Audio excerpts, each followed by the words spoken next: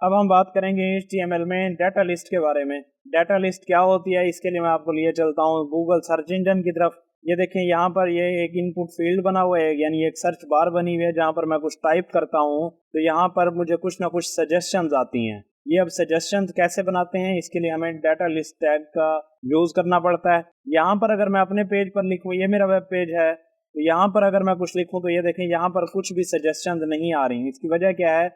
क्योंकि मैंने इसकी सजेशंस बनाई नहीं है। अब मैं आपको बताता हूँ कि सजेशंस जो है ना बनाते कैसे हैं टेक्स्ट एडिटर पर। इसके लिए हम जो है ना एक पहले इनपुट फील्ड ले लेते हैं, एक उसको मैं नेम के नाम से लेबल कर देता हूँ। एक इनपुट टैग ले लेते हैं यहाँ पर, और टाइप उसकी जो है ना टेक्स्ट ले लेते हैं।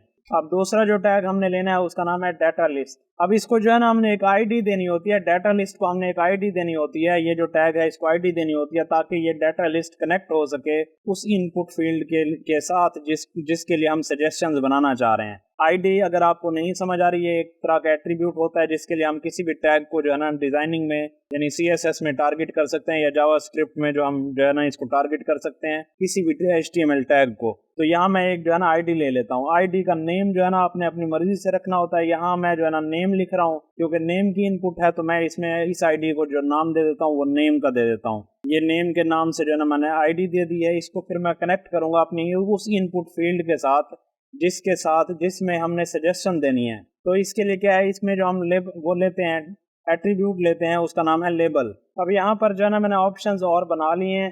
ये देखें, ये मैंने एक पुनीत ले लिया है वैल्यू, एक अंदलीब ले लिया है, विलियम ले लिया है, जूही ले लिया है। इस तरह से जो है ना ये हमारे पास सजेशंस बन जाएंगी। हमारे ये सजेशंस इसलिए बन रही हैं क्योंकि मैंने इन्हें जो है ना डाटा लिस्ट टैग के अंदर लिया है इन ऑप्शंस को, और उसकी एक आईडी दी है मैंने ओपनिंग टैग के अंदर। उस आईडी को मैंने कनेक्ट किया है इनपुट टैग के साथ, जिसके साथ मैंने उस इनपुट फील्ड के साथ जिसके साथ मैं सजेशन देना चाह रहा हूँ। तो ये लिस्ट एट्रीब्यूट लिया मैंने उधर ये, और उस आईडी का नेम लिख दिया जो मैंने डाटा लिस्ट में आईडी का नेम बनाया था।